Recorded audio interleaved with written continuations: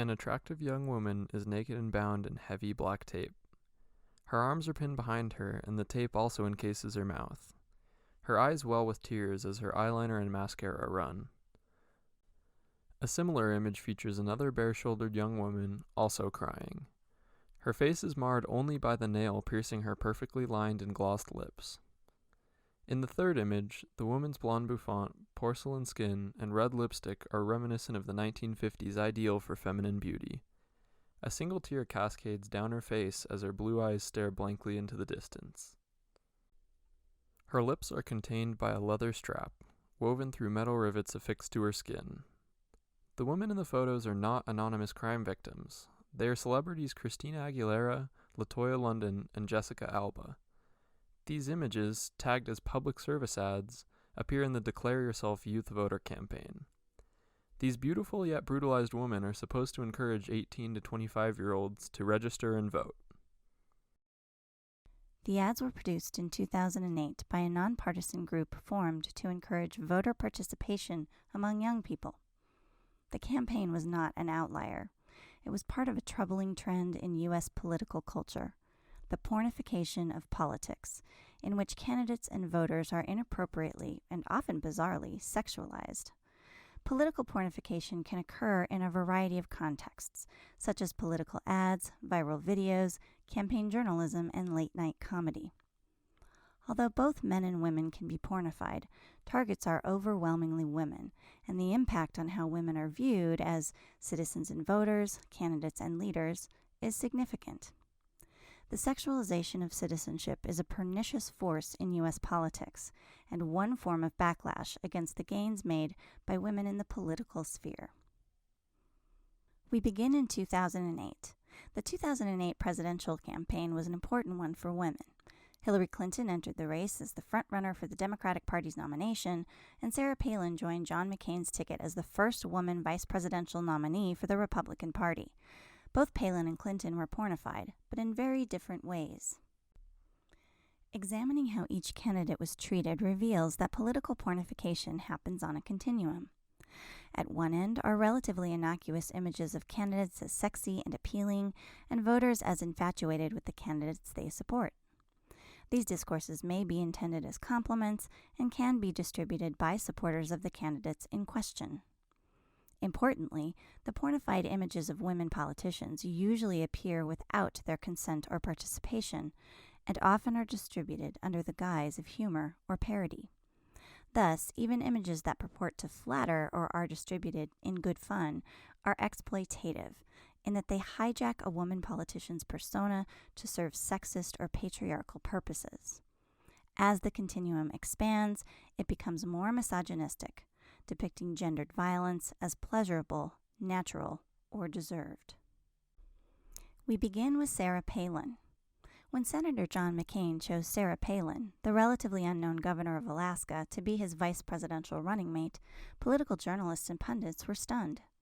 Although her resume as a culturally conservative Western governor made her a potentially good strategic pick for McCain, the dominant media frame in the initial weeks after the selection focused on her physical appearance. Palin was a former beauty pageant contestant who exuded a rugged sex appeal, something that figured prominently in media framing even before her nomination as a vice presidential candidate. Palin's burgeoning national persona was cemented by her trademark updo and glasses, which invoked one staple of pornographic entertainment, the sexy librarian.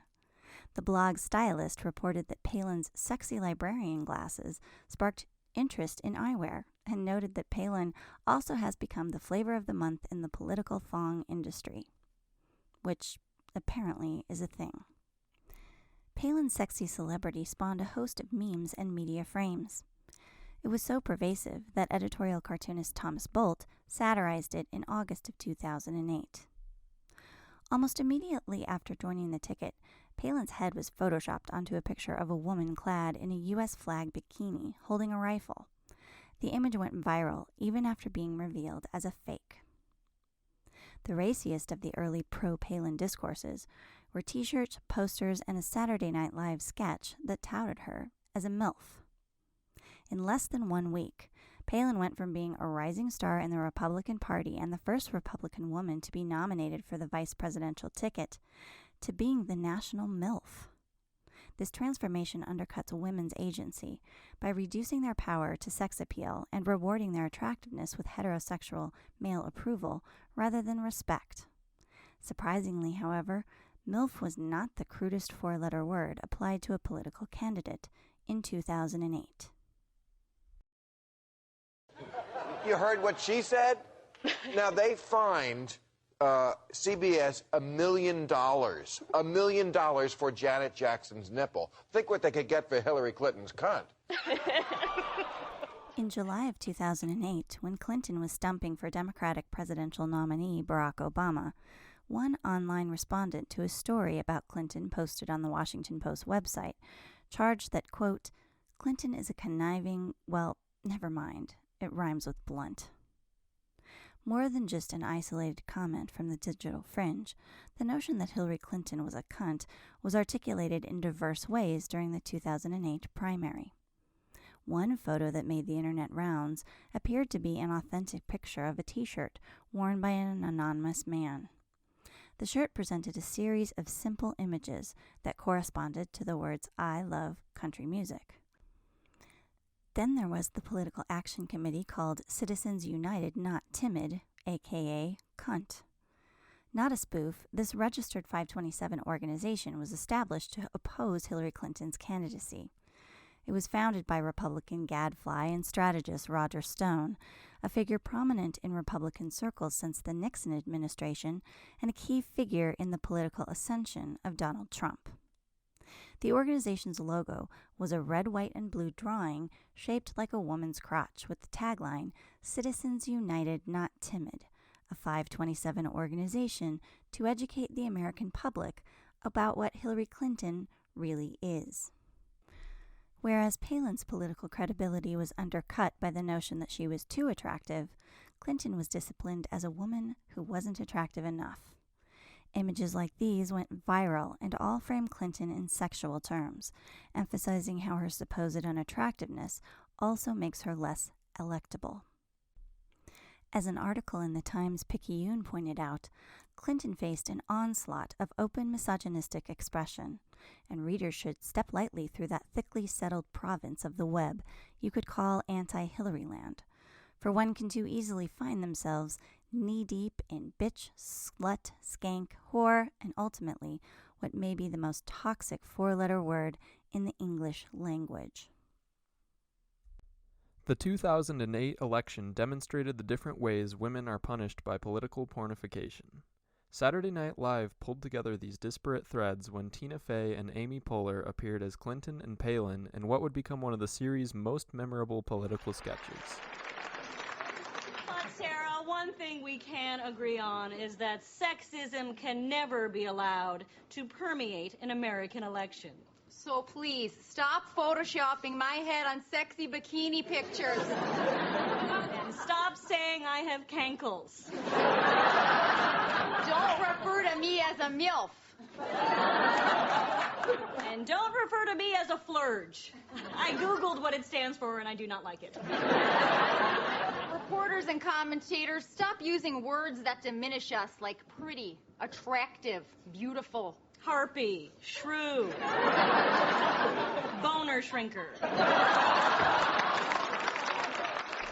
When Clinton became the Democratic presidential nominee in 2016, many of the sexualized and sexist memes from 2008 were repurposed and deployed again. Unlike in 2008, however, Clinton supporters also attempted to promote her as a more relaxed and approachable candidate by using sexualized satire playfully. Take the video Chelsea's Mom, which went viral in the summer of 2015. Written by a quartet of singers and string instrumentalists who go by the name Well Strung, the song parodies the Fountains of Wayne song Stacy's Mom, in which a teenager lusts after the hot mom of a female friend. In the campaign video, the young men cheekily praise Clinton as both sexy and strong. But now she's much more than the FLOTUS that she used to be. The nation needs a champion, it's time for Hillary. Chelsea's mom has got it going on. She's all we want, and we've waited for so long. From sea to shining sea. She'll fight for liberty. She's sexy and she's strong. I'm gonna vote for Chelsea's mom. Chelsea's mom has got it going on. Interestingly, Chelsea's mom had more than one campaign objective. In addition to promoting Clinton as a normal and appealing woman, the video was also meant to reach out to gay voters. Those familiar with Well-Strung knew them as a gay male quartet, and their support of Clinton came at a critical time in the campaign when she was battling critique over her support of Bill Clinton's Don't Ask, Don't Tell policy in the 90s. By 2016, political pornification was becoming an ingrained strategy in campaign rhetoric that both supported and opposed candidates. One notable development in the 2016 campaign was that it wasn't just campaign surrogates, journalists, or comedians deploying pornified attacks. Republican nominee Donald Trump tweeted this sexualized attack on Clinton, conflating civic and sexual activity and attempting to brand Clinton as a political failure due to challenges in her personal life. Of course, sexual attractiveness presents a double bind for political women. Those deemed unattractive are dismissed as bad women, somehow unfit for leadership. But opponents are quick to slut-shame conventionally attractive political women with whom they disagree as well. Take this bit from 2010 when comedian Bill Maher turns a speculative story about then South Carolina gubernatorial candidate Nikki Haley into a racist and misogynistic tirade. But Nikki Haley, this is interesting. This is she's 38 years old, very attractive. They thought they were going to get her out of the race because two men came forward and said that they had extramarital relations with the very married Nikki Haley, and they thought that would hurt her. She won big. So apparently this works. And Nikki Haley is now going with this, and we have some of her campaign posters to prove it. Show some of the Nikki Haley campaign posters for the wall. Nikki Haley, are you getting off better than you were 4 years ago? Nikki Haley, yes we can, but we have to hurry. Nikki Haley, I'll represent you. Nikki Haley, in your heart you know she's ripe. I did that for you. Nikki Haley, you come first. Don't stop, don't stop. Oh, God, don't stop thinking about tomorrow. Nikki Haley, room 314. Just. And Nikki Haley taking care of the little guy. Certainly, in this post-Bill Clinton era, late-night humor is populated with jokes about politicians and their sexual dalliances. Male and female politicians alike can be pornified. One difference, typified by Maher's bit, is the way in which the pornification of female politicians dehumanizes and discredits them. Maher's joke establishes fidelity to the campaign narrative by invoking slogans of modern presidents. Ronald Reagan's "Are you better off than you were 4 years ago?" Barack Obama's "Yes we can," and Bill Clinton's "Don't stop thinking about tomorrow." However, it also rings true to stereotypes about women's sexuality. Women exist to please men, to get them off, to be available for quick illicit encounters. Such women are then regarded as ripe, related to as sex workers, and put in their place as caretakers for men's sexual gratification. In Maher's narrative, Haley's job is to service, rather than serve, her constituency. And Nikki Haley taking care of the little guy. It's unfortunate, but perhaps not surprising, that women who enter the presidential fray as candidates face all sorts of sexist stereotyping. But political pornification isn't just influencing how we see women candidates. It's also shaping our view of women as citizens and voters. Sex has been used as a cudgel against women's political agency since before they got the right to vote. In the early 20th century, women who supported a woman's right to vote were cast as loose women. Back then, public woman was another name for a prostitute, and opponents of women's suffrage charged that only public women wanted access to the public sphere of politics. In the early 21st century, no one doubted the right of women to vote, but media outlets sometimes depicted women's democratic agency in personal, romantic, and sexual terms that undercut their credibility as citizens. Take this Salon article. The photo transmutes the political sphere into a singles bar, with an unmarried woman tagged as a political commodity positioned between male embodiments of the two major political parties, her vote characterized as a sexual favor. Although the article was about young women's power as a voting bloc, the image portrays the woman voter as bewildered and overwhelmed by her democratic responsibilities. The not-so-subtle suggestion is that men belong in the political sphere. They are candidates in command of the situation. Women, conversely, are baffled by democracy. Just as women candidates were sexualized in 2008, so too were women voters. The most successful viral video of 2008 was released during the Democratic primary in support of Barack Obama. It should be noted that producers of the video had no relation to the Obama campaign. Theirs was a financial gambit to launch a website called Barely Political. Their video, however, had far-reaching consequences, well beyond anything its creators envisioned. Hey B, it's me. If you're there, pick up. I was just watching you on C-SPAN. Anyway, call me back. Crush on Obama was named one of 2007's 10 best videos by Newsweek, People magazine, The Associated Press, and YouTube, and got star Amber Lee Edinger invitations to be interviewed on some serious news shows, such as MSNBC's Hardball. It was promoted on the New York Times political blog The Caucus, and was discussed during the Sunday morning roundtable on ABC's This Week with George Stephanopoulos, and appeared on ABC's World News Sunday. Writing for the New York Times, Matt Bai asserted that the Crush on Obama video probably had more to do with shaping Obama's complicated public image than any internet appeal devised by the candidate's own aides.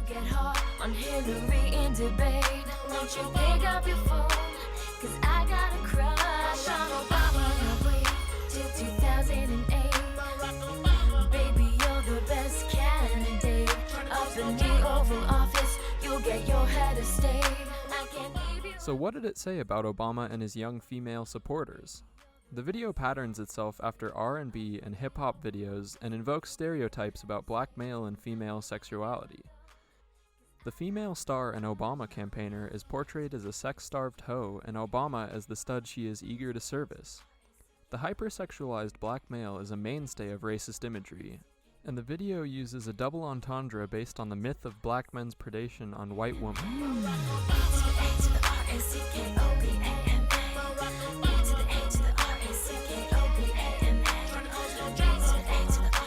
Despite the complicated and racist undertones in the video's portrayal of Obama, he is still presented as a credible presidential prospect. That is in part because men's sexual dominance is not in conflict with norms of masculine leadership. Obama Girl is a sharp contrast as she writhes around the screen in skimpy attire, pole dancing on a public bus and performing for male co-workers on top of an office desk. As a stand-in for the many young women who supported Obama over Clinton in the Democratic primary, Obama Girl suggests that young women make political decisions differently than men. Not through careful deliberation of candidates' policy differences, or even a more nebulous criterion of likability or trustworthiness. No, women's political decisions are driven primarily by sexual attraction. In that respect, portrayals of women citizens in 2008 were not all that different from the anti-suffragist depictions a century earlier. The pornification of female voters, sadly, doesn't stop with simply trivializing them. It can turn much darker, uniting sex and violence, as happened in the Declare Yourself campaign seen at the beginning of this video. The full campaign depicts women and men and young people of various ethnicities, but it pornifies women in ways that the white and straight men are not depicted. First, let's consider the similarities in the photographs. Each shot frames the subject's head and shoulders. All the subjects have a troubled expression on their face and look as though they are under duress. Many are crying. Most of the models are recognizable young actors or musicians, with Jessica Alba, Christina Aguilera, Jonathan Bennett, Andre 3000, and LaToya London making credited appearances.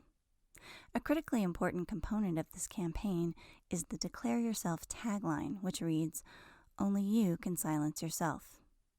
The motto presumably was inspired by the statistics from the 2000 presidential election, which revealed the large number of young voters, and especially single women, who did not vote. The explicit message is that young voters limit their own political agency when they fail to vote. The Declare Yourself images have enough in common to make sense in the ad campaign, but closer examination reveals significant differences.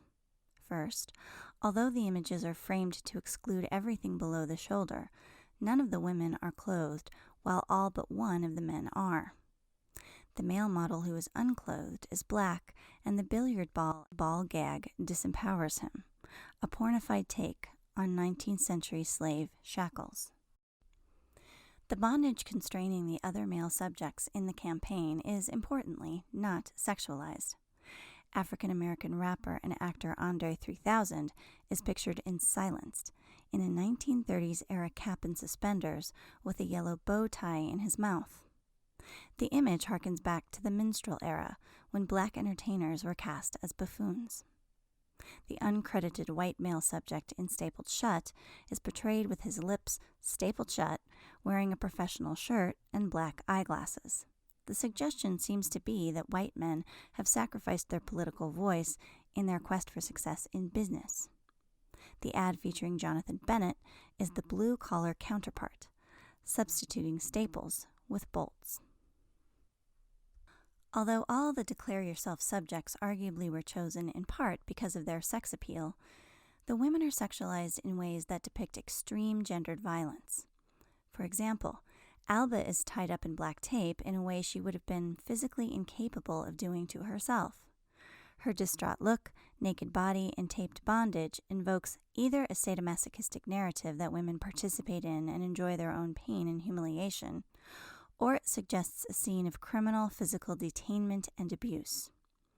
When the explicit message reads that women do this to themselves, it reinforces a misogynistic blame the victim logic. Similarly, in the Christina Aguilera image, her voice is constrained by a firmly laced corset, a symbol of women's cultural containment during the 18th and 19th centuries. It is no accident that dress reform coincided with the final campaign for women's suffrage in the United States, and suffrage became both literally and symbolically the incarnation of women's political voice. The Declare Yourself campaign erases the history of women's political and cultural oppression, adopting the post-feminist claim that women already possess full political agency, if only they choose to use it. All of the images in the Declare Yourself campaign are problematic. They take complicated histories of oppression and reduce them to an individualistic blame the victim mentality.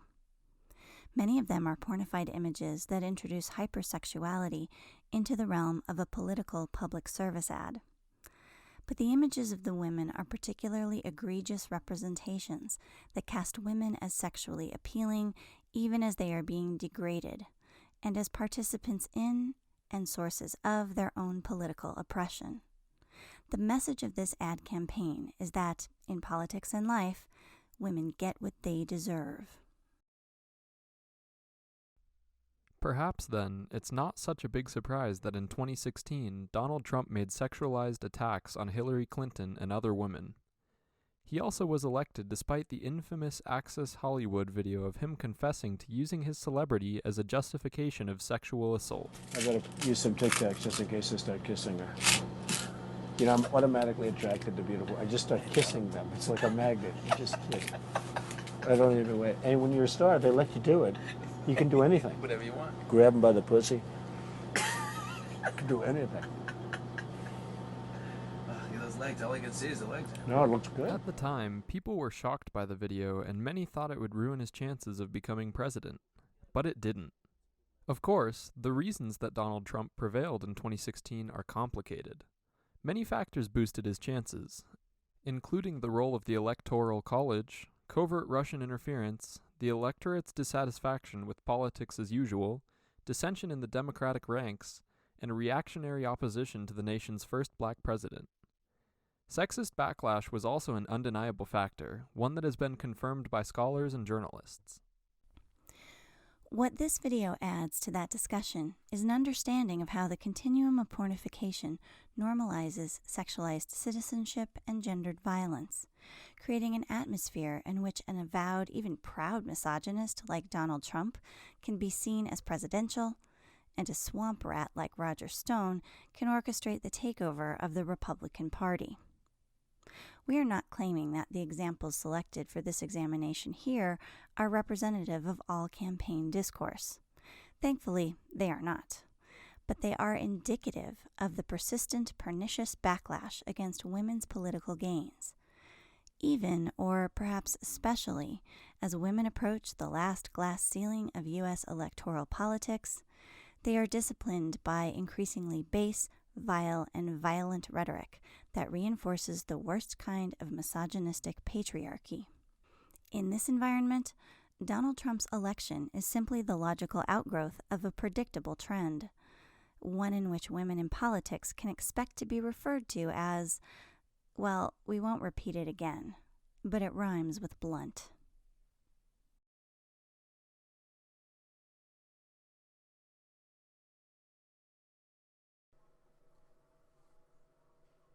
The script for this video was adapted from the essay Rhymes with Blunt, Pornification in U.S. Political Culture, written by Karen Vosby Anderson. Links to the original essay and all of the sources can be found in the description.